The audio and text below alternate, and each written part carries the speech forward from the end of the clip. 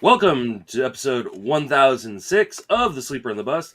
I'm Justin Mason, joined, as always on Sundays, by Jason Collette. Jason, how you doing, my friend? Trying to stay warm. I know a lot of us are cold this week. It was 20 when I woke up this morning. Thankfully, I don't live in the Northeast where there's 2 feet of snow, so you know, I'm blessed with that. And spent some time this morning working through some things. Have Rotolab installed. It got released this week.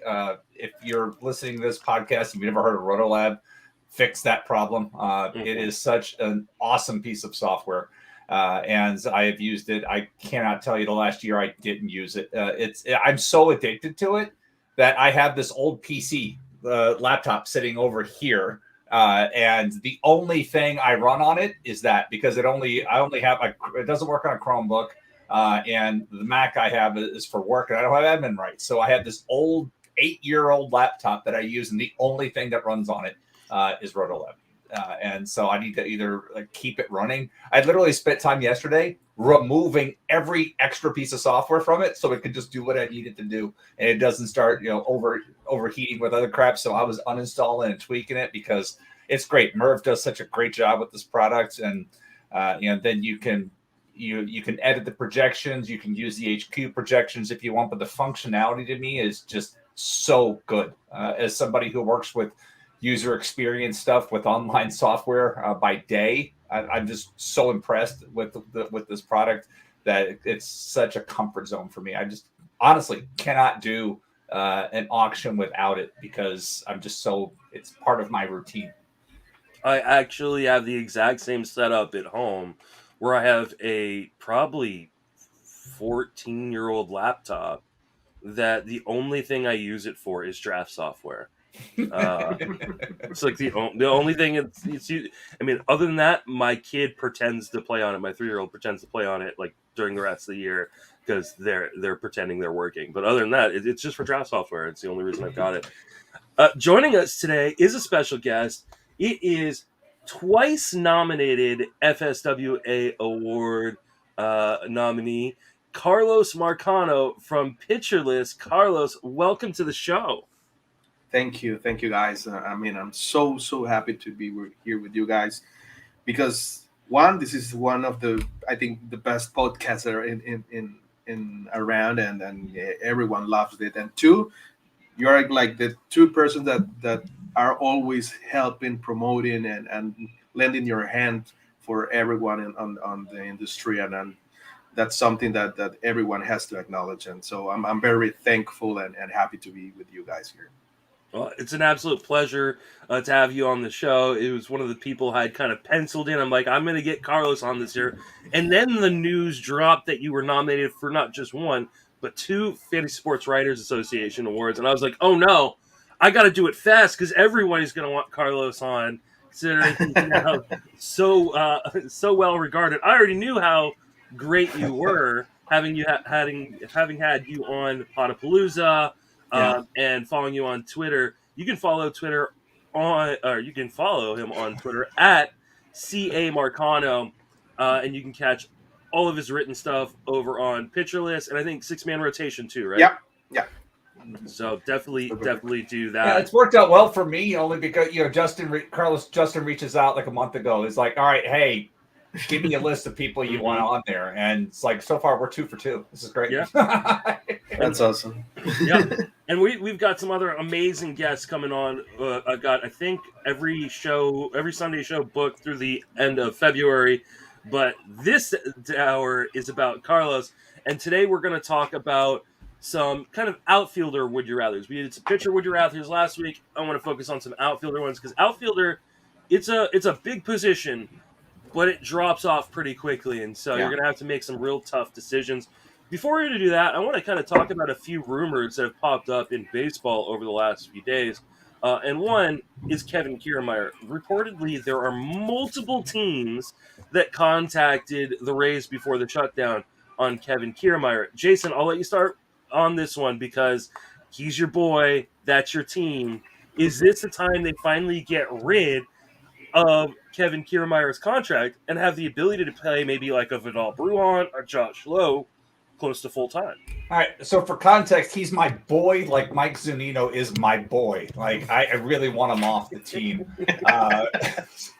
And really, what it comes down to is it's not to say I don't value his defense. Love the defense. It's absolutely a value add. But it's to me, it's been the frustration of watching the lack of improvement in his offensive abilities, and that's where it hurts in fantasy. Like every now and then he will go up and tomahawk a high fastball, hit a home run, and then he'll never lay off it, and he can't do anything with those pitches.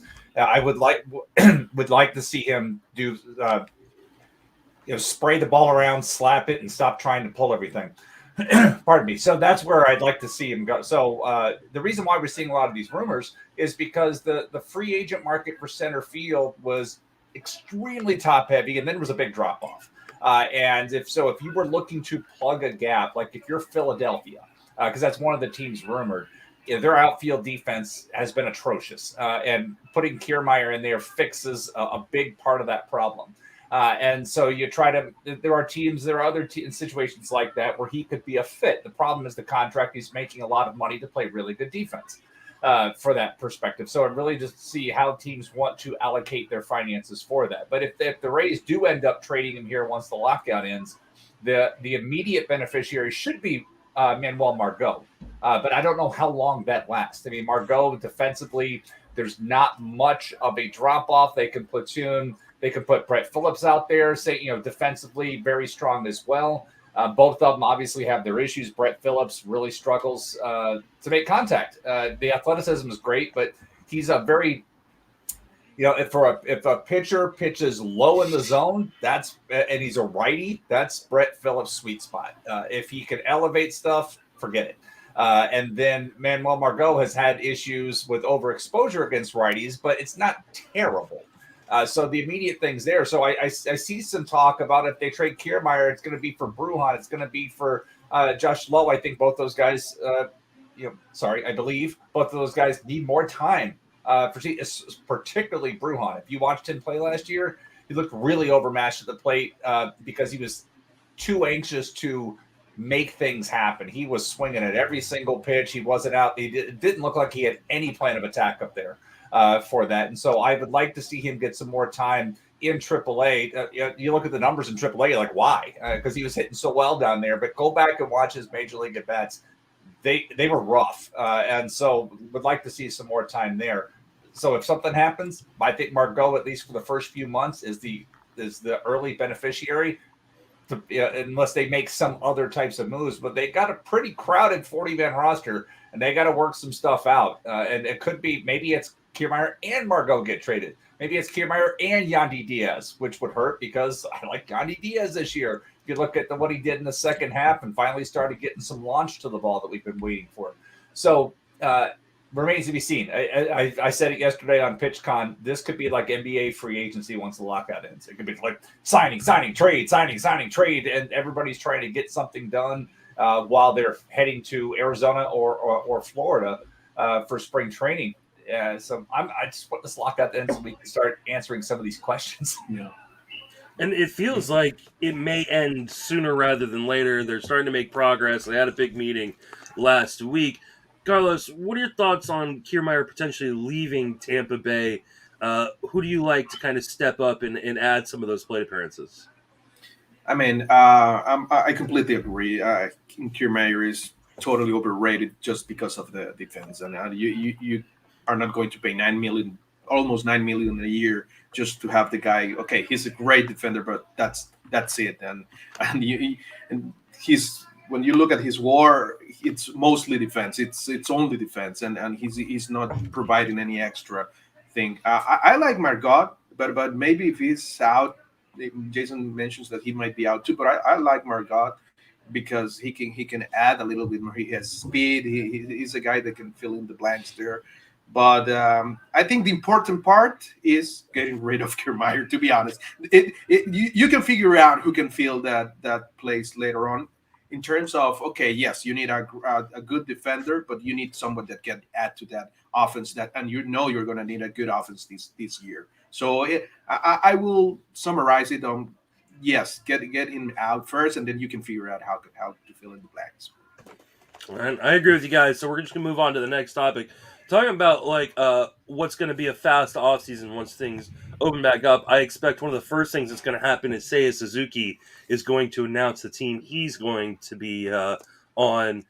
There's been a ton of speculation. Yeah. There was a report last week at some point that he was going to Boston, like the Boston was the front runner, and then all of a sudden another report comes out where there's 4 other teams that are or are the front runners in the Giants, the Padres, the Cubs, the Mariners.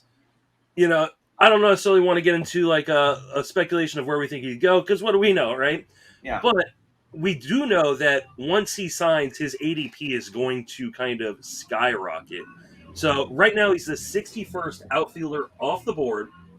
He's currently going around pick 227 in NFBC Draft Champion so far this year.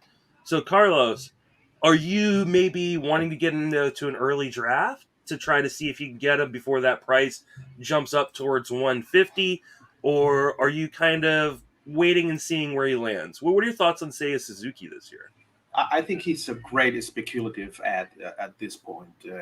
You're not gonna get him cheaper, as you said, any time. In fact, it's gonna be even steeper prices. Come on, this is a guy that for the past 3 years he's 180 WRC plus in Japan. Okay, let's translate that. Even with a big hit in terms of that production, you can get a 150 WRC plus guy, and that's valuable. And for that price, I think you could not get a better return of investment. He's a 1,030 OPS from 2018 to 2021. A guy he belted more than 100 homer. There's a lot of potential. Of course, we've seen Japanese players having trouble adjusting to the league. But what if And he's at the point right now that he's in a good what if situation, and for that price, you said the 61 outfielder. I mean, you could do a lot worse than try to gamble a little bit on this guy. So I'm in. Jason, are you in on Suzuki? So I was looking at where his ADP has been in the DC 50s right now, in the 12-team DC 50, and he's the 56th outfielder off the board, ADP of 220. He went 223 in my DC 50, so that was the middle of the 19th round, smack dab in the middle of that. I personally have a very poor track record in first year with the Far East imports. I don't know what this never worked well for me personally. And so that's why I'm always like a little hesitant when I look at who's going, where he's going right now. Like the first 3 names before him, Andrew Benintendi, Marcell Ozuna, and Ramon Laureano. The 3 names after him, AJ Pollock, Kike Hernandez, and Andrew Vaughn. With that grouping of that 7, give me Ozuna, give me Benintendi, and that's like I'd put Suzuki in the top 3 of that 7, based on that, because the other question marks, Pollock coming off the big rebound year, Laureano coming off the suspension. He's going to miss 17, 19 games right out of the gate. You got to factor in another injury for him to that. Because Kike Hernandez is going to have an everyday job in that Boston lineup. If Suzuki ends up there, is it at his expense? So we'll have to see where all this goes. But I would not. There are a few names there, obviously, that I would take before him. But I'm not going to be like, I'm completely out just based on my previous track record. I just have to look at the expectations, because there were a lot of expectations about Tsugo, and it took him until the final 2 months of last year to finally start hitting. I mean, velocity. That's always the biggest adjustment, and that's really where I want to see what Suzuki's doing, because it's been the velocity that the Far East players coming over have struggled to adjust to when they first come over, and it just takes a little bit of time. And I think even we saw it even a little bit with Ohtani as well. Spring training doesn't always paint the best picture, but let's see how guys are doing when the league, because as soon as the league sees that you're struggling with velocity, that's all you're going to get. Yeah, I'm willing to take the gamble right now. my fear is, like I said, once he signs, that he's going to jump up into the top 150 overall, top 40 in terms of outfielders. And he starts going around guys like Austin Meadows and Lourdes Gurriel Jr. I don't know that I want to pay that price. You know, I've been a little trepidatious in my early drafts so far in terms of taking him, just because I got burned by Sugano a little bit last year Yeah. before the posting, and it feels pretty solid that he's gonna end up signing. So I'm not super worried about that. In terms of, hey, we're gonna be left holding the bag. So I want to try to get a share before he signs, because I just don't think I'm going to be able to afford it once he comes over. I think he should be really good. From everybody I've talked to that have seen this guy play, he's about as polished as he could be, and he is about as MLB ready as he could be. So, and I trust guys like Tim McLeod, and the other people who I've talked to or that I follow their work on the Japanese league. So yeah, I would like to see something sooner rather than later. We're 5 weeks from AL Labor, and in Labor, you can't nominate a guy that's not on, or you do. Let's say no, I take that back. You buy it, you make the purchase, and then he ends up going to the NL. You're out. Yeah, you're just kind of screwed. So it would be, it would be nice to happen. It's gonna happen. It happened last year with Puig. I think I ended up buying Puig in that one and never got anything out of it. But it happens every year because that's the risk you take. Whereas in Tout, I think Tout's the same way. It's preseason. Yeah. Or other leagues, you can't even nominate him. Then he becomes the top. Then it becomes the top free agent target. Yeah, I know in Tout, because I got lucky. I think it was on Craig Kimbrell the year he signed. Yeah. That I got it an $8 closer later on in the season. So maybe it's the other way. Maybe in Labor you came in. No, I think it's Labor you came and nominate him. I know it's one of the leagues. I know I've got Labor the beginning of March, and 2 weeks later it's Tout. But one of you can't even nominate him. So I want to say it's Labor because in I think I got Puig and Tout when the outfield pool just ran out, and I was like, I guess here's $2. I'll throw it to Puig. And that's a complicated situation because the ADP is right now. But then when you can nominate him, it's going to skyrocket crazy. So it might not be that interesting by that time. Yeah, he's going to become a much bigger risk, at least with guys like Tsugo and Ha-Seong Kim, who came over last year from Korea. Like, it wasn't a huge price when they first came over. Like, you weren't paying a top 150 price for those guys in drafts. When Suzuki signs, I would be very surprised if his ADP is not in the top 150. I think people are going to get really, really excited for good reason. I think he's going to be a good player. Yeah. But that puts him in the top 40 in outfield right now. Yeah, it puts him right next to like Austin Meadows and Akil Baddoo and some guys who have warts, but have been very productive players or great players at times in fantasy baseball. And I just that's going to be too much for me. I'll have to wait and see because there's as much as I think he's going to hit the ground running pretty well, there's still a lot of question marks. He's never, like you said, Jason, he's never seen major league pitching, so it's going to be a new day for him. It's the velocity. Honestly, it's the velocity.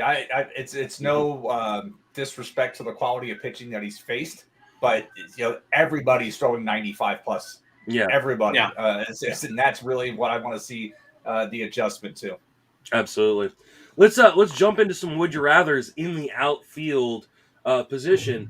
Almost all of these are one guy versus another, but for the first round, I had to put 3 guys because there's 3 guys kind of near the middle back of the first round, beginning of second round, depending on what draft you're in, that kind of go in different orders.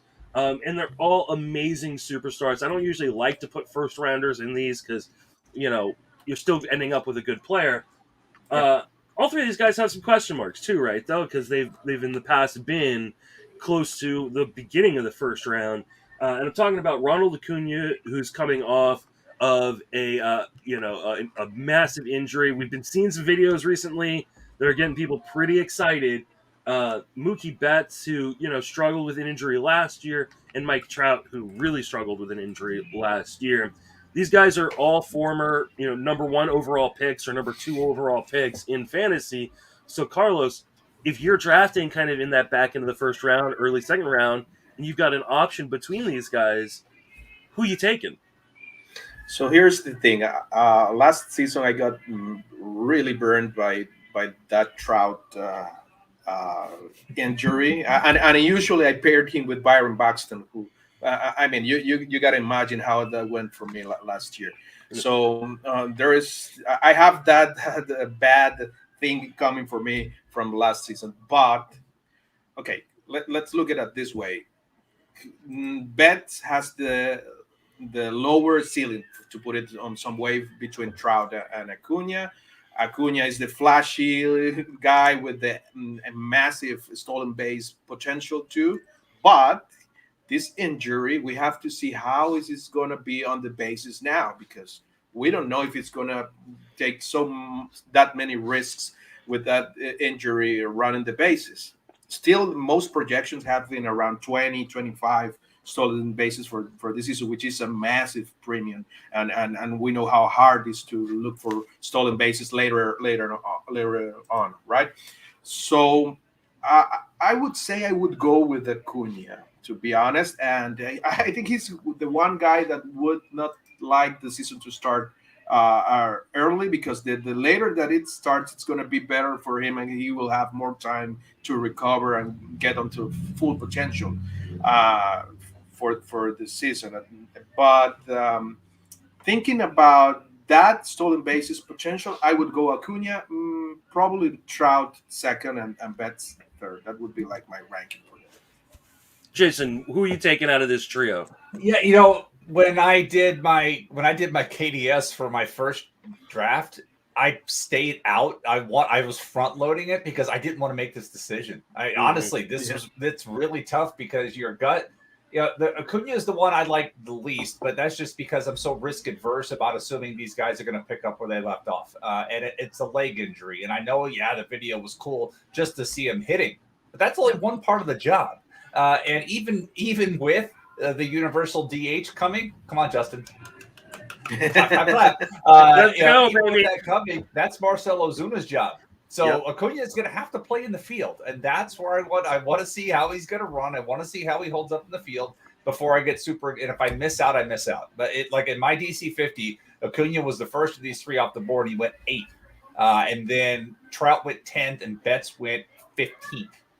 And this, but to me, I like Trout the best here because of how he's insulated in that lineup, with Ohtani likely hitting in front of him, Walsh likely hitting behind him, crossing your fingers, resurgent Anthony Rendon backing that trio up. When you look at Betts, because he struggled through injuries last year, and our buddy Jason Hanselman had some tweets. Go back, I think it was December 3rd, and he looked at some of the graphs that he puts together between the actual weighted on base average and the expected. You're seeing a downward rolling trend in his graph.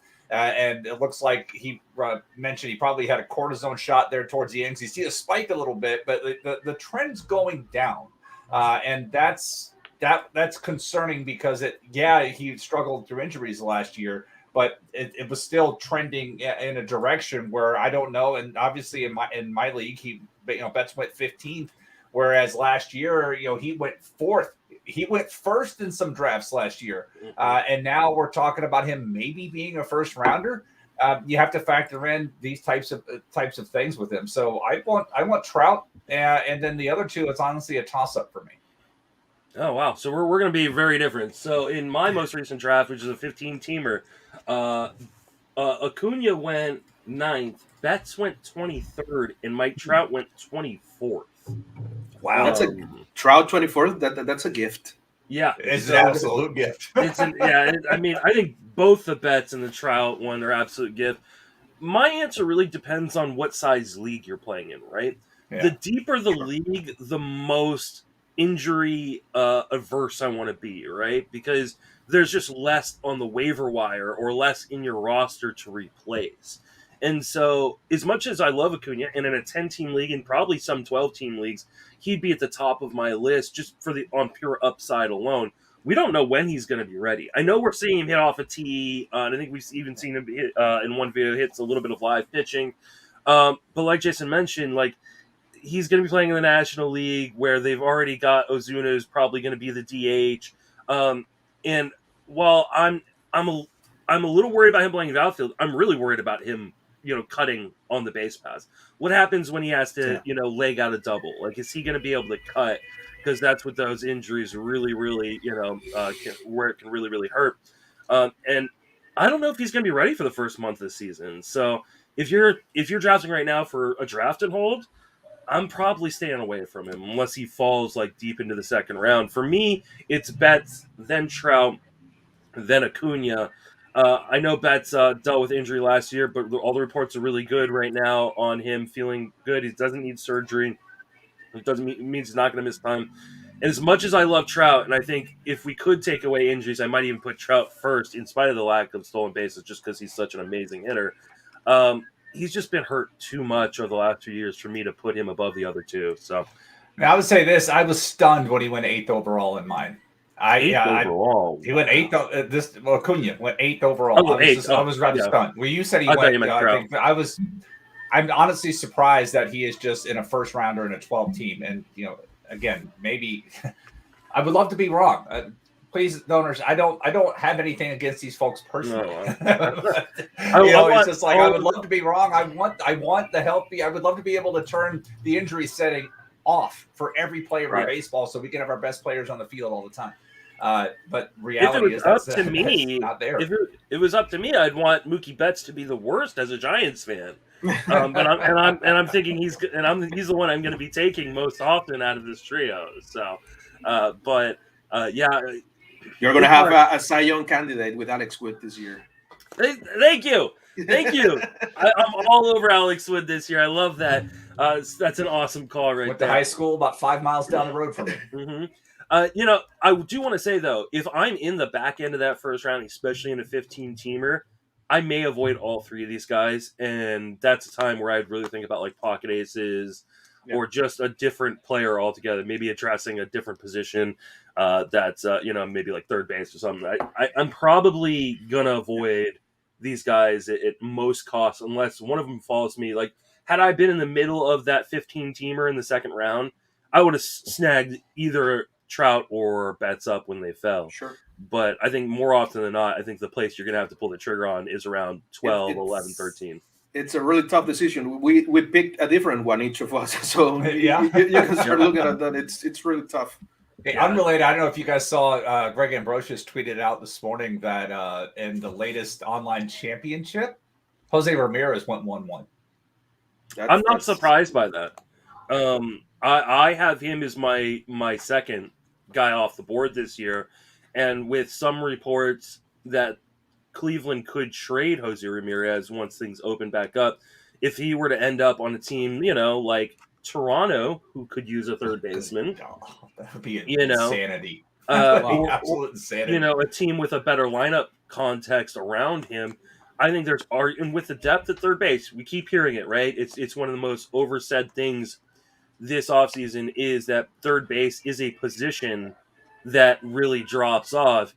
I have no problem with people taking Jose Ramirez first overall. I think that there's a lot of... I'm still taking Trey Turner, especially because you got the second and shortstop eligibility. He's on the Dodgers, all that, stolen bases. But I think there's a lot of reasons to take Jose Ramirez first overall if you want. I took him 3. And the one I'm in, I'm picking third, and I started with him. Somebody asked, why didn't you take Soto? I'm like, I wanted to see what I could do out of this spot with taking him out of the gate, because one of my other buddies he got into his first draft and he's like, oh my God, the third base position just died in a hurry. Yeah. I still haven't taken a second one, so I got to find a backup. Yeah. Third base does fall off a cliff. I mean, I don't think it's as bad as maybe some people are saying it is. I think there are some really intriguing kind of later options. At the same time, it does get kind of ugly in a hurry. Let's keep him at 470 for you, baby. I actually took him in my of course you did. So, I just need someone who's going to play. All right, let's move on to the next one. We're talking about George Springer and Byron Buxton. Buxton's going about pick 56 over the last 2 weeks. Thank you to Jason, who put this all in a little chart for us.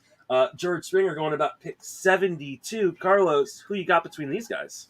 So as I mentioned, I got burned badly by Buxton last year. That I mean, it was like Icarus. Is that the pronunciation? He went so high, and then he got burned by the sun so quickly because he was having Icarus. Yeah, Icarus. I'm sorry, Yes. my English. But I mean, he was like having the greatest season ever by anyone, and well, the injuries got in as always. But in this case, I'm still taking Buxton ahead of Springer, and I mean, they both are injury prone guys. So Springer has not played more than 140 games since 2016 either. So in this scenario, I'll still try to go with the higher ceiling guy.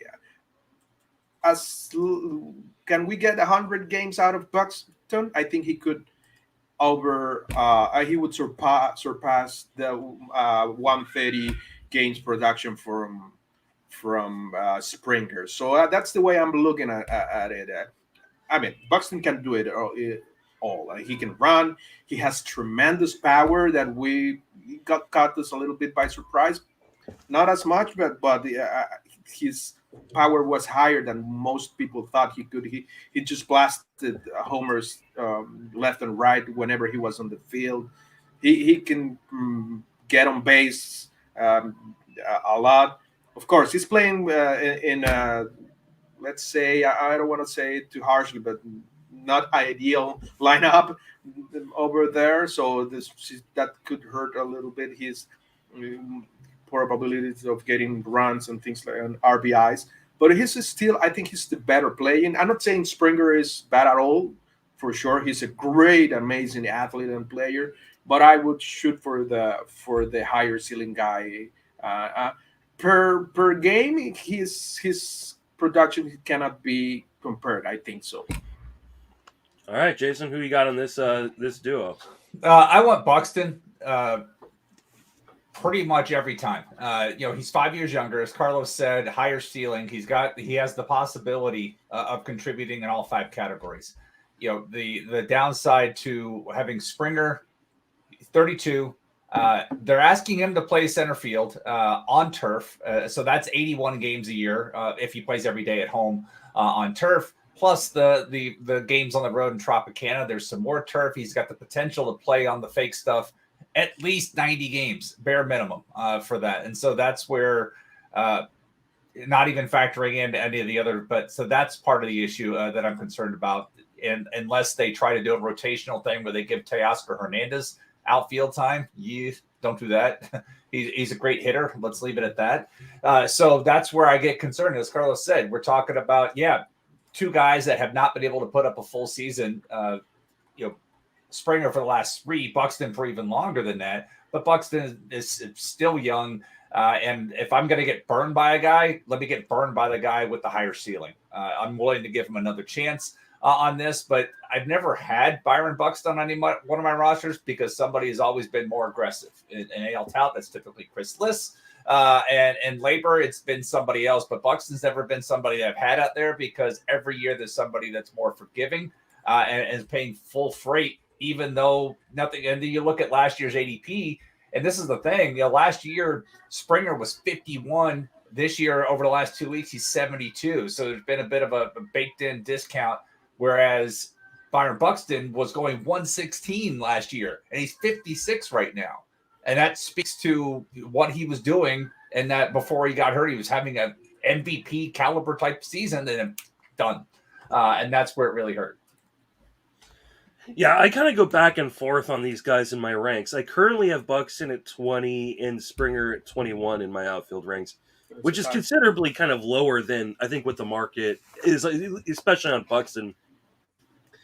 I think it ends up, I'm probably not going to take either of these guys in a draft unless one of them falls. And I've had that happen with Springer. I have not seen that with Buxton. Buxton is still putting up close to a top 50 price in spite of the fact that's almost how many games he played last season. And what we've seen over the course of his career is the dude just cannot stay on the field. And as much as I love the talent, if this was a guy, if we're playing MLB The Show and we could turn off injuries, I mean, I think you'd be putting him as a first round or second round pick. But I'd say in my DC 50, I'm looking. Springer went first pick of the 6th round, and Buxton went 3 picks later. yeah, in this DC that I'm in right now, I got him with the first pick. I got Springer with the first pick of the 7th round. And let's see, Buxton went at about middle of the 6th round, or sorry, middle of the 4th round. So there's a almost 3-round difference in terms of where these guys. I've seen these guys go in drafts. So I'm probably going to have Springer on my team more often than Buxton this year, but neither of them are in my plans. So they're just it's hey, these guys just fell to a spot where, and it works out with my team that I can take the injury risk. But I don't know how you can pencil in more than 90 to 100 games for these guys, and for that reason, I'm avoiding them both. That's fair. I think. Yeah. Moving right along, we've got Brian Reynolds going at pick 92 over the last 2 weeks, and JD Martinez going at pick 100 over the last 2 weeks. Kind of different guys, right? Brian Reynolds is the younger guy who's, not much power, but a lot of batting average, kind of does a little bit of everything. JD Martinez, old guy, but still can hit the ball. So, Jason, who you got between these two guys?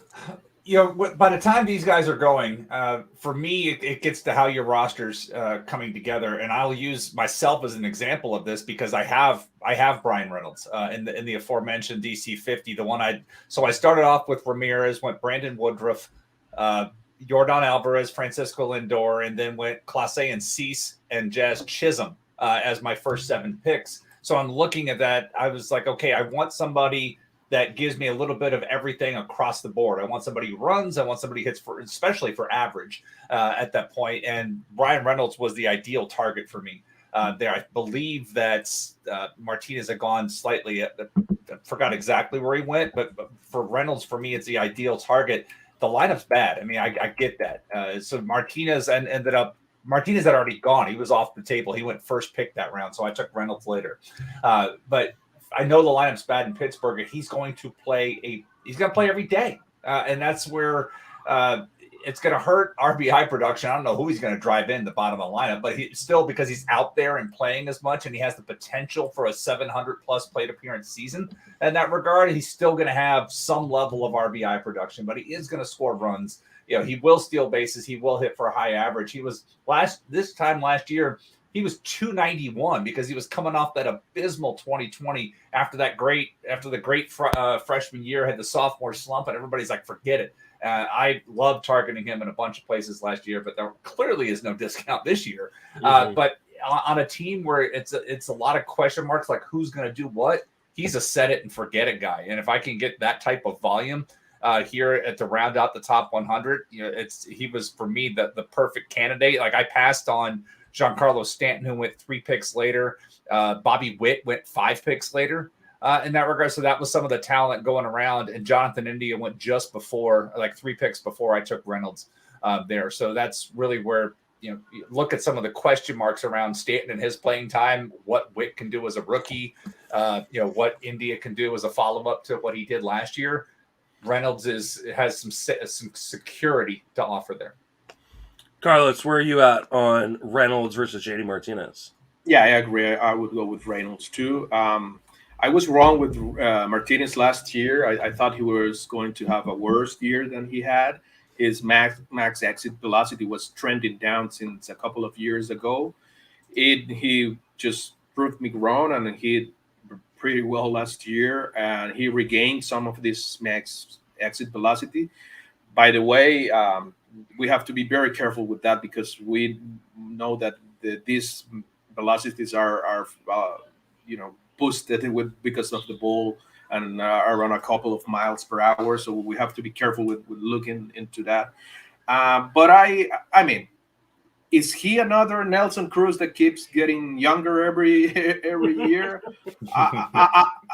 Could be, but I don't think there are too many examples of that, and it's always the opposite, right? So I think we're going to start looking and watching that he will finally do a little bit worse than we thought he would. So I'm taking Reynolds in because also I'm concerned.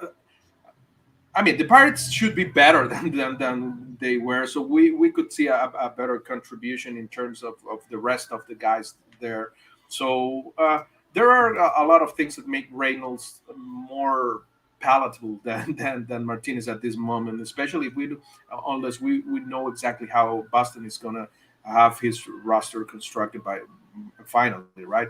So I'm going with Reynolds in that regard.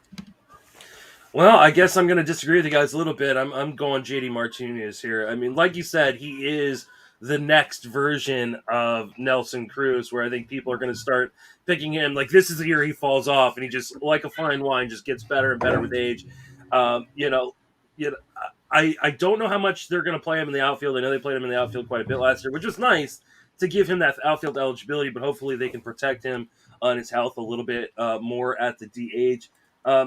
He's like, I think he's had like a 230 ISO in pretty much every season except for 2020 since he came to Detroit. And he was hurt.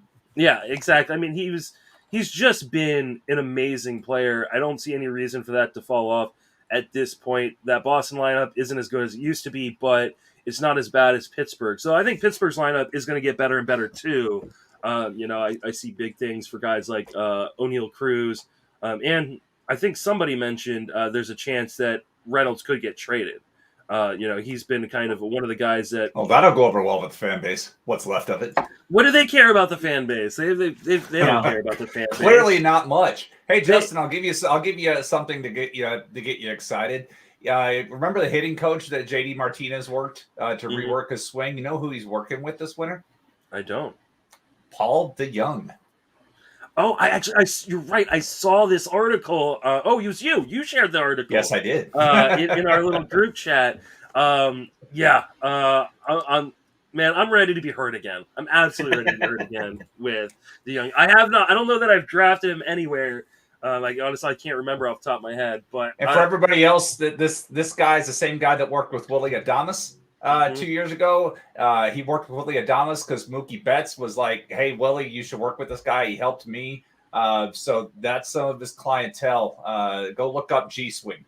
That's the group. But Derek Gould, rather, I'm sorry, wrote a nice article about it in St. Louis Post-Dispatch. But anything with DeYoung, because the thing with him, not to get off too far off topic, but last year it was non-fastballs. He was absolutely brutal against non-fastballs, but he held his own against fastballs, and it gets back to timing. So, and part of what the hitting coach is working with him is getting his lower half more in sync with his swing. But go watch that, or once my NL Central bold predictions go up at RotoWire, go read what I wrote, because that's coming up this week because it's in there. All right, I'm looking forward to seeing what you have. Everybody who's listening to this podcast knows how much I love Paul DeYoung. Like, I'm not ready to completely drop off board and seeing something like that. It's awesome. Back to JD Martinez versus Brian Reynolds. This does not mean I don't like Brian Reynolds. I love Brian Reynolds. I was a big Brian Reynolds guy before he broke out in his rookie season. I went to the well in 2020 and got burned. I wish I'd gone back to the well last year. I mean, this was probably one of the easiest things to identify that he would have a fine bounce back season. And for some reason, he just wasn't on my list of a guy that I really wanted. And other people got that profit. I'm definitely willing to grab him. I think he is going to be, like I said, I think that Pittsburgh lineup is going to get better. I think there's a chance he gets traded. Like Jason mentioned when we were talking about Kevin Kiermaier, the center field market is pretty thin. So I think the team might be willing to give up quite a bit to go get a young center fielder in Brian Reynolds. So like both guys, but I lean just a little bit towards JD Martinez and what we've seen is possible with that bat over the course of his career. Let's go the other end of the spectrum, right? We're going to talk about two guys who have not been helpful to fantasy players over the last few seasons. And we're talking about Christian Yelich and Cody Bellinger, both going right next to each other. Yelich going pick 102 over the last 2 weeks. Cody Bellinger going pick 103 over the last 2 weeks. So it's a straight up pick 'em, Carlos. Who you got? Both these guys have been, early first rounders in the past, and both of them crushed fantasy owners over the last couple of seasons. Yeah, I'm willing to bet on Bailey again, and it's mostly because Yelich is back to his ground ball and antics. He has a huge ground ball situation and going against him, and the power went down, and his dynamic hard hit rating is lower than it's been for a while, and that's not a great combination. A lot of ground balls on not enough power. You're just gonna keep batting Rollins once and over again. I'm not saying that Bellinger, I'm that confident on his resurgence. I was looking at his batting profile, and he still has a similar batting profile as Trevor Story. That's not a bad comp to have. I was looking his launch angles tightness is fine. I mean, there's still a lot of things going right for him. In the end, I believe it's a matter of that injury that might still be nagging him, and it's getting in the way. But at that ADP, I would go with Bellinger before Yelich. Jason, who you got in this one? It's tough because you look at by ADP, we just talked about Martinez and Reynolds. They're 24th and 25th. And then it's Bellinger, then it's Yelich. And it's to me, about all the certainty I discussed with Brian Reynolds and the fact that, you can count on the volume, count on the production. And if he gets traded, even better. These two, it's like the exact opposite. We know what they're capable of. But as Carlos mentioned, what held Yelich's value down previously was his ability, the ground ball, and he's getting back to that perspective. But the other part of this is at least he does run when he gets on base, and he hasn't lost the ability to get on base. So, like, between these two, I like Yelich better. But this is that tier of outfield right now. When you look at Bellinger, Yelich, Stanton, Varsho, Mountcastle, Winker, Haniger, Straw, Grisham, Schwarber, like that's your next 10. It's like if I want to take a dart on one of these 10, honestly, I want Kyle Schwarber, and I want to see where he signs. That's where I get super excited. Like if he goes to Colorado, like there was a rumor, I almost like Jason. I mentioned Jason earlier. It's like he took Kyle Schwarber in this thing, going, "Oh my God, please go to Colorado." But that would be amazing. But this gets in that group. Every one of those names I mentioned has a question mark. Stanton health, Mountcastle, the fences going back 300 feet. Allegedly, but every one of these guys has a different question mark to it, and so if I'm looking at outfield, I've been trying to look at and getting at least two guys in that top 25, if not three, before I have to start rostering some of the question mark. It's just kind of crazy to me. Most years we have a lot of depth at outfield, and we get to number 26, and we're like, huh? And that's the position this year. Keep that in mind, especially in your shallow leagues. That's good. That's where it's going to get interesting. You played the AL or the NL only. It's going to be some interesting roster construction this year. Yeah. Man, this is. I want neither of these guys on my teams this year. I mean, so I'm going to start with that. Neither of these guys are going to end up on very many of my teams unless one of them falls, a ton in a draft, and I just, hey, it's worth the gamble because they're both so far past their ADP. But it seems super unlikely to end up with either of these guys. If I need to pick one, give me the one who has shown better plate skills over the last, year or two, and that's Yelich. I know he's been hurt. The ground ball lean, like Carlos was mentioning, kind of reverting back to who he was like in early Miami days, is super concerning. But he still does get on base, like Jason mentioned. He still steals bases. At least I'm getting that. As much as I think, and I do think there's like a potential both these guys figure out what their flaws are, they fix them, they become superstars again. I mean, we're not very far removed from both these guys winning like MVP awards, and so like I'm not burying them, but man, it just Bellinger looked so completely lost all throughout the season. I mean, there was to the point where they were platooning him. And I mean, if they're going to platoon a guy who just won the MVP award a couple seasons ago, like the team doesn't have much faith that he's going to turn it around, and that to me is scary. Well, he also, I was getting confused. He was one of the ones that had the shoulder surgery before the season. Yes, on his front shoulder, correct? Yeah, yeah. And that was, I remember discussing that I was very much concerned about him because of that, and that's been my track record. And I even brought this up on PitchCon yesterday. Is that front shoulder extension? If you can't get all of it, it impacts things. And you know, let's be real. Both these guys were top 20 picks last year, and now they're both barely making it. They're on the fringe of the top 100. That's where the market's gone in these like absolute lock. Like Yelich was.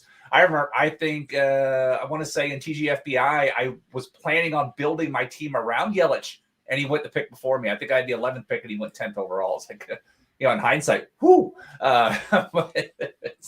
That's where, to me, it's really insane. As we were talking about the first grouping, where these guys were 2, 4, and 7, and they're still in the top 15-ish. We're talking about two guys that were in the top 15 area that are barely in the top 100 in some areas. Now, that's the kind of wow season.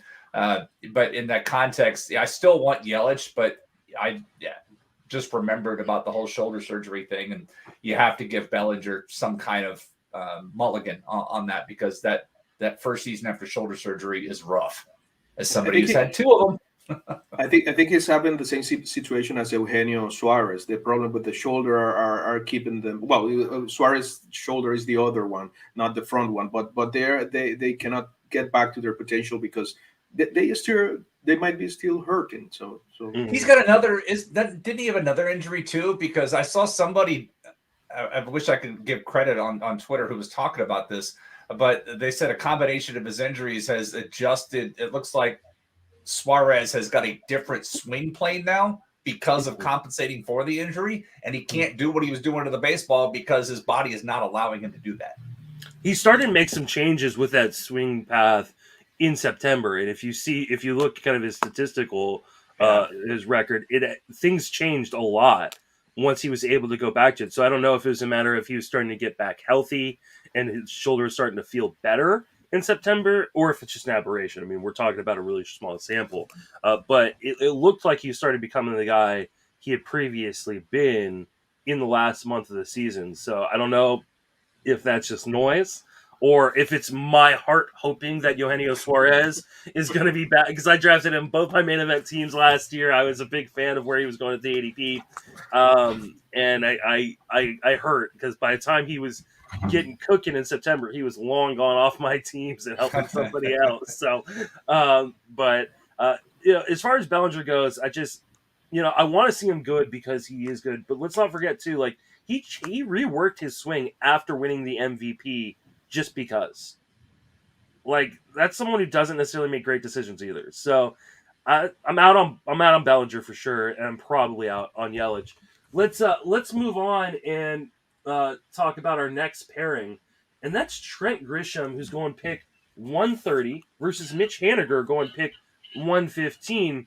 I think if anybody's heard me over the course of the last few months, you probably know I'm not paying the price on Mitch Haniger given his health track record. I know he stayed healthy last season, but there's no way I could take him close to where he's going. I think Trent Grisham is completely underrated. I think people, for some reason, are kind of ignoring what he did, especially towards the second half of last season. Carlos, who you got between these two guys? Yeah, I agree with you. It's going to matter a lot how you're constructing your roster at that point, right? Because if you're needing still some power, but you might go Haniger, but power, it's somehow easier to find out than those stolen bases that Grisham are going to provide you. And I agree 100% with you. I think he's been underrated. He's got so much potential. he last year he only had how many 100. Well, he played 130 games and he provided almost 20 homers too. So he's not short of power. And at the end of the day, of course, they're both kind of erratic batters. They can be hit or miss sometimes, but just that double digit numbers and stolen bases and the ceiling and taking out that injury risk that it's Henniger between the two of them. Yeah, Grisham all the way. Jason, who you got in this one? It's weird because like I loved Trent Grisham coming into last year. I mean, you look at his minor league track record about how to get on base and the double digit walk rates he's had throughout the minor leagues, and that's what really attracted me to him as an undervalued guy last year because he was going to be projected to hit high in that lineup. I was trying to look reminder of that chart I put together. So no, 2 years ago, because his ADP last year was 77 coming into it. So yeah, and this year it's down to 130. But he still has the ability to get on base. He still draws the walks, whether he's hitting high in the lineup, whether he's hitting low in the lineup. He still can draw those walks, and he gets that and gets on base. Seattle, San Diego needs to, they do like to keep guys moving around the bases to allow that. And so if he hits high in the lineup, I do like him. With Henniger, it's the final year before free agency. I thought he was a good candidate to be traded last year at the deadline, but then Seattle was still hanging around the fringes of a postseason potential when they kept winning all those late and close games, and so Seattle decided not to trade him. And I thought they could have got a good return on him. Now here in the final year, they're almost stuck with him. And my concern with Seattle is you regress that late and close, and that puts them back to a 75 to 80 win, maybe 85. But I don't get the feeling that they're a contender this year. If I'm wrong, Seattle fans come at me with that. But then if Henniger gets traded, how does that impact his value? I've liked Henniger as a hitter for a number of years, but at this area of where things are, I still like Grisham's upside more, especially with the running game. Just because I want to believe that steals are going to come back this year with all the stuff about the baseball. If we get a more consistent baseball and home runs do in fact come down, league's going to try to go back because every now and then the pendulum swings and stolen bases comes back a little bit. And I want to believe if that's going to be the case, and we're going to see more running, give me the guy like Grisham who does like to run. Yeah, I got to correct myself. I said that Grisham finished strong. He actually did not finish strong. He did the exact opposite. He started strong after starting the year missing a little bit of time with, I think, with a hamstring strain or something like that is what he had in the preseason. Because I remember my wife drafted him in the 5th round, and then he got hurt right after that. And I was like, she blamed you for that. I don't celebrate injuries, but if I was going to, celebrating injury on her team is the one I would celebrate. I love the contact skills on Grisham, and he's got power, he's got speed. He hit leadoff for a lot of the season when he was healthy for that Padres team. I just think there's a ton of upside. I love Henniger too. Henniger is one of those guys I absolutely love, but I loved it when his ADP was post 2 something, not inside of the top 120.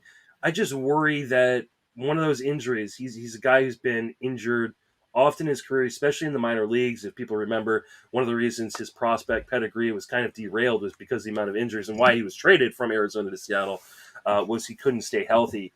I hope the best for him. I hope he does stay healthy because I think he's a fantastic player to watch when he is healthy. But that high up in a draft, I really don't like injury risk. So,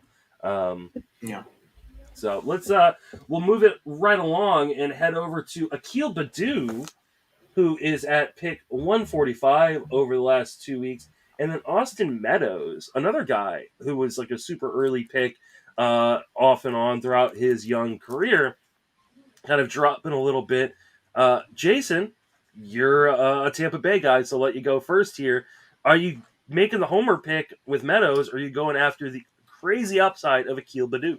I am not making the homer pick. And I'll remind folks, last year Meadows was 84 by ADP, and he was one, like Vlad Sedler had him as his potential. Every year he puts out an article like, this is the guy this year.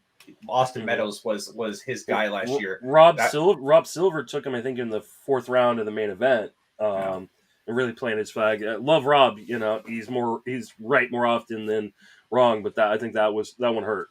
But I remember Vlad making that pick because I predicted it when he goes, "Who do you think it's gonna?" When he put out a tweet, "Who's it gonna be?" and I sent him a GIF of Meadows, and he's like, yeah, private message, you got it. The thing with Meadows, when I went back and looked at it, obviously we know the Rays will sit up against lefties, which is really tough to spend that high kind of draft pick on a guy that is going to sit against lefties and doesn't really run anymore. With that, the other piece of it, like last year, he drove in 106 runs. One of the things I went back and went to StatHead on Baseball Ref. Like, give me the lowest batting averages for a guy that drove in at least 100 runs in a season. Meadows came in 10th with his 234 average. It's the 10th lowest batting average in the history of 100 plus RBI seasons. The lowest we ever had, the guy just retired, Kyle Seager. Hit 212 and drove in 101 runs. Then Tony Armas, 218, drove in 107. Adam Duvall also made this list because he led the National League in RBIs and had the 4th lowest batting average. So it's when you see guys that had all those, a lot of what Meadows' value was last year was him driving in all those runs, but he was hurting you in average. Yes, he did have some of the home runs, but to me, he's one of the other guys that's on the hook to get traded because he's not going to sign an extension with Tampa Bay. And he's going to get to the point where they're going to trade him and move him to another place as well, which may help him get more playing time. But if that extra playing time comes with overexposure to lefties, it's going to keep his average down. For him to hit 236 like this and being benched like he was against lefties, that's concerning. So for me, give me Baddoo because, he's got his own flaws, but he likes to run and he's going to play. He's going to have a higher volume of production at the end of the year than Meadows will, in my opinion. Carlos, where are you at on these two? Yeah, I think that's the key part, the volume and the production at the end of the year. And while I'm not really crazy about either of them, maybe Meadows could be this year's post-hype guy. I think what Baddoo will provide from the start is more production, more stolen bases, which I've been repeating the whole podcast, but that's like the biggest scars. There's where there's scarcity is these years, and we have to be very careful when constructing our teams because of that. And I mean, Baddoo is not doesn't show a high batting average, but this time and age, that's not such a big issue. And at that point, you should have got at your contact players already, so you should not be that worried. It's not as hideous as Meadows' contact issue. So I totally agree with Jason here. Oh man, this is a tough one for me. I have them right kind of next to each other. One of the reasons why I put them on this. I tend to kind of agree with you guys in terms of Tampa Bay and their playing time. They really want to maximize, their guys' skills, right, over letting them play every day. And I just worry about Meadows falling into the platoon. But it's not like Baddoo is a guy who is great versus lefties either, right? I think he had like 217 versus lefties last year, if I'm remembering correctly. I'm gonna double. That comes as a Rule 5. It comes as a Rule 5 rookie. It's easier to forgive him for struggling against lefties than it is for a guy like Meadows. But the difference too is there just isn't as much in Detroit at the moment to platoon him with, right? And the Rays have really shown that they're going to platoon guys. Doesn't matter, how good, they have been. If they struggle versus one side or the other, they're going to try to do what's best for the team overall. And I do love the crazy upside of Baddoo. The power, the speed. He's a guy that I've had lower in my ranks than I should, and I've already moved him up a good 14, 15 spots in the outfield. I'm probably going to end up with Baddoo more often than Meadows. But I'll take the gamble on Meadows too, because I do believe if he can just figure it out, man, there's a monster season coming at some at the point. price. And again, Yeah. it's not like I'm not out on anybody here, but like if I get to the spot of the draft and I'm like, ooh, these two guys are on the table, I've given my preference to where I want to go with stuff. It just as you look at Meadows with, I was trying to look where he went.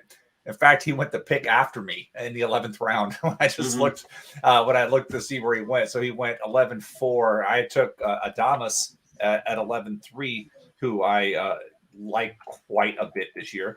And then Badu went in the middle of the 13th round. So there's a gap there with that. And there was the only other three outfielders that were taken between those two was me taking Aviseo Garcia, Lourdes Gurriel Jr., and Jared Kelenic went in between Meadows and Badu in my particular draft. But it's just when you look at the amount of RBIs that he had, and it certainly helped once Franco got up on the roster. And RBIs is all about opportunity, where you hit in the lineup. And if you've got guys clogging the bases in front of him, which was what Franco was doing, and Yandy Diaz as he got in his tear and OBP, that's all it comes down to. I mean, look at Delman Young's rookie year. Terrible hitter, but he ran into 88 RBIs that year because there were guys on base. That's really what it comes down to, is just maximizing your opportunities. And Meadows certainly did that. That's no fault of his own. Yeah. Let's move on and talk about Andrew Benintendi and Michael Conforto. Benintendi currently going around pick 189 over the last 2 weeks. Michael Conforto, a free agent, mind you, not going to be returning with the Mets, is going at pick 195. I would expect that to go up considerably once he signs. Yeah. But, Jason, who are you picking between these two guys? Right now, with the details we have now, I want Benintendi. He's projected hit cleanup for Kansas City, and that's really nice to be able to hit. And the same opportunities we just discussed about it being a skill of opportunity. He's going to have the opportunities hitting in the middle of that lineup. Kansas City is a lineup that likes to keep the guys moving on the bases. Benintendi has the abilities to do that. It's a nice park to hit for his tools. It's not a great power hitting park, but he's a gap-to-gap guy. And Conforto, we just don't know where he's going to land. And that's the influence. It depends who's going to spend what to get his abilities. And if they sign him and he's hitting lower in the lineup, let's say they sign him somewhere and he hits sixth, give me the guy that's going to hit fourth or potentially higher. I don't see a situation where Benintendi is going to get shoved down the lineup as long as the way he produced, the way he hit for that team once he was acquired over there last year. He's earned the opportunity to hit higher in this lineup. And I'm kind of excited to see what he can do in that lineup. So give me Benintendi because I don't know where Conforto is going to land. If I knew where he was going to land, it'd be easier to make this decision, but I'm going to go with the known versus the unknown. Carlos, where are you at on these two? Yeah, I'll go with Benintendi. I had the chance to watch a little bit Paul Sporter's presentation yesterday. Oh, why would you do that? and he had Benintendi as one of the guys with an opportunity to land a top 50 production outside of that ranks, and I think he was very clear on that. Benintendi he didn't clean up in a lineup that would be better than we think. I think Kansas have a chance to be better than we all think they are. I'm not saying they are going places, but they're going to be better than we think so. And as Jason said, hitting cleanup is always a major opportunity to show what you can do. So I love Conforto. I always thought he was going to be like the next big thing in the majors, but he constantly keeps underperforming. I know he's had issues with injuries and things that has kept him under his probably his potential, but I'm not sure he's gonna make it this year. We still don't know where is he gonna land, and that makes the uncertainty a lot bigger. So I would rather take Benintendi. Yeah, I mean, no matter where Conforto lands, I think the park should be better than what he was dealing with in New York, but the team context around him may not be better. I mean, the Mets had a pretty strong damn lineup around him, and it's hard because Conforto's a guy that I've been dropping in my ranks little by little, and now I've done a massive drop in my ranks, just because it turns out that I like the idea of Michael Conforto more than actually what Michael Conforto is able to do. Yeah. And it's because what Carlos was just mentioning, like the potential, we see the tools, and we go, okay, but whether it's injuries, poor plate approach. There is always something. There's always something with him. He just never seems to unlock it. Does that mean he can't unlock it? No, I do think he can unlock it at some point, but he needs to get with a really good hitting coach. Maybe he's the guy who should be working with Paul DeYoung's hitting coach right now, and really kind of figure some things out. And he needs to stay healthy. He needs to stay on the field. And for that reason alone, even though I'm not a big Benintendi guy, like I see Benintendi and I go, okay, we're talking about like a 20, maybe high teens homers, just short of 10 stolen base guy in a really large ballpark on an offense that I don't think is very impressive. Though it will probably get better here with guys like Nick Prado and Bobby Witt Jr. coming up. I don't know. It doesn't seem like it's not a profile that really strikes a lot of confidence in my heart in Kansas City with Benintendi. But I got to take him over the guy who has trouble staying on the field, has trouble maintaining a good plate approach. We're only a few seasons removed away from Benintendi weirdly going in the second and third rounds of draft. I knew that was a mistake, but he's going too low at this point. I think he's, where did I say Benintendi is going? He's going around pick 190, 189. I mean, that's especially for a guy. The nice thing about Benintendi is, if you're trying to maintain balance all the way through your draft, he's one of those guys that allows you to do that, right? Exactly. He's not necessarily a guy that's going to win you any individual category, but he gives you a little bit of everything. And those of you who don't like drafting rabbits, don't like drafting kind of unbalanced profiles in terms of your offense, he's one of those guys you can kind of glue in there and continue that path, which gives you a lot more options towards the real end of your draft. So, yep, I would say, for context, I had this decision in the 18th, towards the end of the 18th round. Adam Duvall went in front of me. Conforto went after me. I chose Charlie Blackmon in the middle of them. And this was, again, the end of the 18th. And I did that. Really, that was because of batting average. I'm not Blackmon is one of the old unsexy players that I usually run away from, but I took Bobby Dahlbeck the round before that. I wanted the batting average offset Bobby Dahlbeck. I knew that I was going to take a dart on Gary Sanchez later on, and I wanted to have Charlie Blackmon's home numbers helping my batting average. And so that's why I decided to go with him of the trio. Marcell Ozuna went after Conforto there. But I like Conforto, but the way my roster was coming together at that point, I couldn't take the chance of adding yet another low batting average guy. And ultimately, that's what made the decision for me. But you make a great point, Justin, talking about building that type of players. We were talking about Brian Reynolds earlier, same kind of profile for Benintendi, but he's going to be a little lower in the lineup, whereas Reynolds is going to be a table setter most likely. Benintendi's going to have that opportunity to do that from the middle of the lineup, which again he went in the top of the 16th round. He was the first pick leading off the 16th round in this one. That's fair. All right, let's move on to two guys who are young, right? They're potential superstars in the making. Maybe they're guys who have had really big prospect pedigrees and are still insanely young.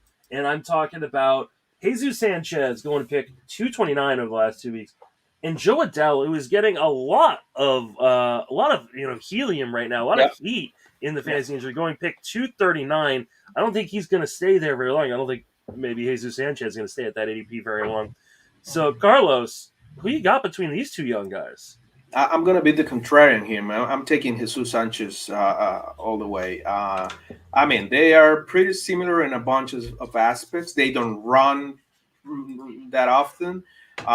They are not that great contact players, but Sanchez has the power, and I'm all in with the power in this case. Sanchez has twice as a better blast percentage. He's better at the barrel percentage. He's better at in his dynamic hard hitting percentage. He's bigger line drive batter, and I mean, I really, really like Jesus Sanchez, and not only comparing him to Joel Adel, I think he's going to be one of the nicest surprises in this season in all baseball. So, all in with the Jesus Sanchez for this. I love the call there, Jason. Where are you at on these two guys? I like Sanchez as he came up through the Rays system. He was the price to pay to get Nick Anderson, and I forgot the other piece. I'm drawing a blank on part of that, but that was the price to pay in that particular deal. But for me, I can't. I'm still going to go with Adele. I was very much in on Adele last year. I know the numbers, but he was an end game pick for me last year. He's not going to. He won't be an end game pick this year based on it. But he's still only 22 years old, and Joe Adele was, within the last 12 to 18 months, considered one of the premier hitting prospects in all of the minor leagues. And sometimes a lot of jokes get made about, oh, he's the next Howie Kendrick, because a lot of, when Howie Kendrick came up, everybody predicted him as a batting champ, and it never came together. But with Adele, when I've watched him play, you see what the potential is, and I'm not ready to walk away from that. On that, there's not a big gap between these players. Like some of these other guys, I'm like, oh, I want this guy all day long. There's not a big gap here, but I was very much in on Adele last year as an end game target, and I want to stay with him here. Yeah, I've been a huge Adele guy in the past. I've been talking about him since he was drafted, to the Angels. I've been a big fan of his, coming up through the minors. But at some point, man, you have to make more contact than he makes. I know in a really, really small sample, he did make more contact at the major league level, but there's still a lot of swing and miss in that game. I think Jesus Sanchez, in spite of he likes to swing outside the zone like a third of the time, he made like 83% zone contact. For a power hitter, that's pretty darn good, especially for a young guy. If he makes any added improvements, I agree with Carlos. I think there's a massive potential year coming. And I also think that I think a lot of people right now are penciling Adele in as a full-time player. I think he's going to get a shot, but I don't think that's guaranteed in the same way it is for Sanchez. So for me, I'm taking Sanchez over Adele. It doesn't mean I'm not going to take the occasional dart throw at Adele and that upside, because, the tools are crazy. I don't know if people remember, but, this is a guy that, put up video game numbers, through high school, and, and so, and in the low minors, there's a ton of potential here. And, the physical gifts are amazing. Go watch some of Joe Adele's workout videos where he's, jumping out of a pool that's neck high, without using his hands, straight out of the. It's amazing. The physical. That's a big deal. I could do that in a kiddie pool. Yeah, exactly. Right. I don't know that I could stand up as fast as he could do that. Like that. It's unreal. The physical gifts the guy has. So I'm not going to give up on him at all, and I'm willing to take a gamble, especially at this ADP. But if I'm picking between the two, for me, it's Jesus Sanchez, and I don't think it's that close, honestly. Same guy took Benintendi, took Adele. That was his next outfielder. Took him in but I like that because you got the high floor guy with a high ceiling guy. That's a really good pairing right there. That's smart. Mm-hmm. We're gonna skip the next one because we're running a little short on time. I'll make a quick comment on the next. No, I was just gonna say the next pairing is Tommy Pham and Michael Brantley, and really that comes down to the part of your draft where, okay, what do I need on my team? And Michael Brantley, great guy for if you've drafted some of those batting average risk and you need some batting average cushion and you want some runs, there it is. But that's all his value is, because everything else is fading away. And I would say I think Pham's a guy that's going undervalued right now, but he's also unemployed. Got to see where he lands because he can score runs because he gets on base and he can steal bases. The one thing that's always been a problem for him is driving in runs. I don't know what it is. RBI is a skill of opportunity, as we've said multiple times on this show. But for whatever reason, Tommy Pham does not hit well with runners on base. It's just not something that's well in his profile.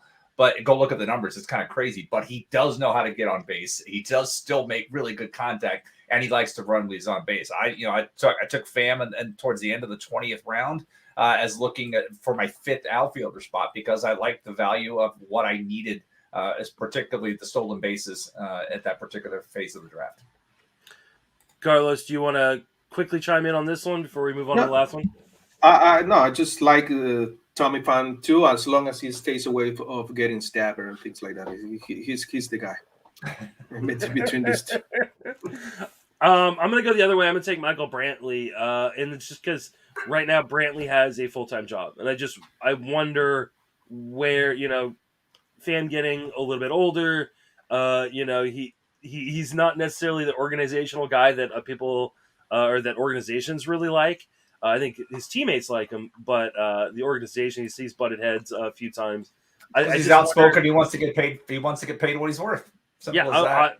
I agree, but I just worry about his potential to find a full-time job once things do open back up. If he does, if he lands in a spot where we go, oh yeah, he's getting 550, 600 plate appearances, I'm easily going to move Fam up. But until I see that, I got to go with Brantley, who's just a steady Eddie, boring guy that gets underrated because he's old and boring. Yeah.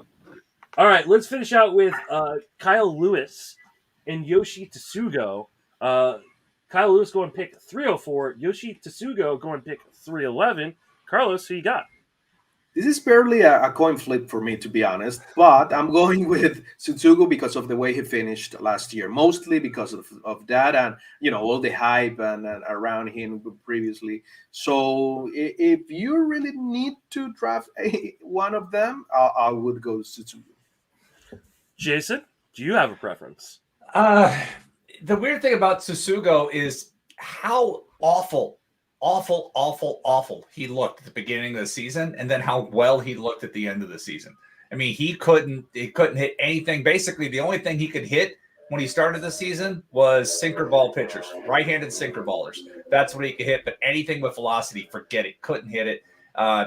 Rays cut him. He goes to the Dodgers. We'll give him a chance. Has the same problems there. Then he gets to Pittsburgh, and all of a sudden, everything clicks for him. What I like about him right now is he's because of the way that lineup's being put together, he's going to hit high in it. He's going to hit most days unless he falls back into the abyss that he looked like earlier. Whereas with Lewis, it gets to be kind of a crowded playing situation with him coming off injury and the bats that the club has added. Right now, he's slated to hit in the bottom third of the lineup. We don't know if he's even going to play every day. I like the talent, and we saw what he was doing before he fibula fracture, right? Broken leg. I honestly can't remember. I think it's fibula leg. Yeah, that was about. We saw what he's capable of with that. But when I'm looking at a bottom third versus a top third guy, in most formats, it's got to be that top third guy because of the extra play. You're basically looking at what is the rule of thumb? 18 plate appearances over the course of a season by every spot you drop down in the lineup. So if we're talking about a guy that's going to hit third versus a guy that's going to hit seventh, that's 72 plate appearances right out of the gate. That's a chunk of playing time, and it really depends on how the rest of your roster is constructed, where you're going to go with this. But in a vacuum, Tsugo because of the spot in the lineup. I think if you could guarantee me 450 plate appearances, I'd be taking Kyle Lewis. The problem is, over the course of the last 3 seasons, he has a total of 464 plate appearances. And I think people forget that this was a top 25 prospect at one point in the minor leagues, but injuries are what derailed his minor league career and kind of made it hard for him to get to the majors. He turns 27 this year. That's the crazy thing. And he's coming off of a major injury again. I think if he's healthy and he's right, he's going to play every day. But I think in most cases, I'm probably going to take Tsugo, one, dual eligible, and 2, I feel really confident I'm going to get plate appearances. Now, if you're in a really shallow league, if you're in a 10-teamer, if you're in even a 12-teamer, you might want to just take the upside on Kyle Lewis, because I do think if he's able to stay healthy, he could have a massive year. I just don't want to bank on that, especially in leagues like draft and holds where you can't drop a guy, right? You pick him, you stuck with him for the whole year. And in those kind of formats, I can. In a regular like Yahoo League or ESPN League, where there's a lot of availability off of the waiver wire, I'll take the gamble on Kyle Lewis because I think there's a really good chance that I can pick someone else up that can replace him if he starts the year on the IL or hits the IL because he has another injury. And the thing with Lewis, for his major league career, he's got a 121 WRC plus. the problem is it's taken him 3 years to put together a season. His totals 464 plate appearances, 258, 353, 450. Good numbers, but it's taken him 3 years just to put that level of production up because of the injuries. That's a shame. That's a really shame. If again, one of these guys, if we turn off injuries, I think he would be going much, much higher, and I'd be really, really confident. But sure, I love the skills, but health is a skill. We forget that health is a skill, and Kyle Lewis has Look not at you, Justin. shown. Look at your health is a skill, Mike. It is. You have evolved. I have. You know what? You get hit hard like I have, not ignoring health, and now you learn your lesson. You don't want to touch that flame again. Carlos, thank you so much for joining us. Remind everybody where you reach on social media, and then plug anything you got going on. No, I'm just the thankful here, guys. I mean, you guys are like the golden standard for podcasting and analysts. So I'm just honored and happy to be with you here. And you can follow my ramblings in Twitter, at CA Marcano. I usually tend to put crazy numbers at really late in the night, and my writing I do it at Picture List and 6-man rotation. So those are like the main places that I'll be around. I hope so. And Jason, where can you be reached, and what are you working on? On the Twitter at that right there for those watching on video, and then the Collette Calls column at RotoWire. The AL Central Bowl predictions went up Friday. The NL Central is already in there. I don't know when it'll be published this week, but it will be published this week. And so now I'm working on the Western divisions, so I can get those wrapped up here by the middle of February, just in time for the heat of draft season. I think the NL Central. No, the AL Central went up this week. One of the ones, I think the boldest one I put in there, I said that Whit Merrifield wouldn't be a top 60 guy because I refuse to believe he's Wolverine. Eventually he has to get hurt. But yeah, that's in there. And then the NL Central, you got to read it for the Paul DeYoung one because he's in there, Justin. I will be.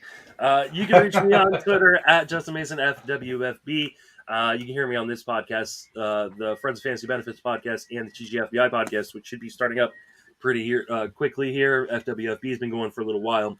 And I'm writing pretty close to daily over on Fangraphs. I'm doing ADP market report stuff all week long. So if you're wondering where the players shooting up the ADP or dropping down it, I got you covered. I could do, I think, all the infield positions this week. I did catcher last week. So, and then, I think that is about, TGFBI. Monday is the last day to sign up for TGFBI. The TGFBI satellites, if you want to try to win your way into next year's TGFBI, those signups will be open for a little while, but I'll be sending out the first acceptance letters for TGFBI early next week. So look for that. But if you want to get in TGFBI, last day to sign up and guarantee a spot, if you're in the industry, is on Monday. Make sure you get that in because every year somebody emails me, somebody tweets at me, somebody DMs me and goes, I didn't get in TGF, I didn't sign up, I didn't get an acceptance, and I go, nothing I can do for you. You got to sign up because I've sent out like 100 DMs and probably 1,000 emails over the last month, at least trying to remind people to get in, and hopefully people do. But so I'm super excited about that. But the satellites will still be open to register for a little while. If you want to get in, email me and I'll be getting back to people early next month on how you get into those satellite leagues. That is going to wrap us up. For Jason, Carlos, and myself, thank you for listening. Have a fantastic baseball season. See ya.